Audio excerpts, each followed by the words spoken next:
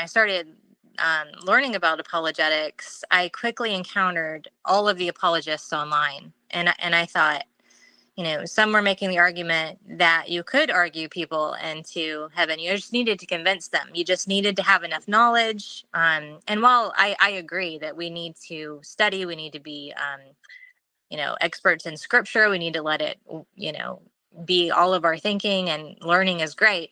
But I realized that,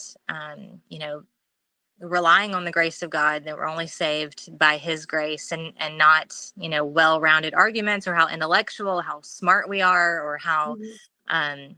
um, that I was approaching apologetics much differently. And I really saw apologetics being needed in the home more so than me going and arguing like with my Mormon neighbor, Okay. or, not that that's not important.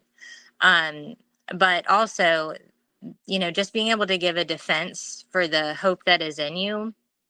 Um, it looked like, sharing the gospel to me, and then possibly understanding what someone's worldview is, and having conversations with them about it, and relying on God's grace to change their heart. And so Mhm. quickly I realized I was different. And there's not a lot of, I would say, reformed apologists that are, believe that, you know, it's God that saves, and we don't have any works, or, it's not something that we choose. He's the one that saves us.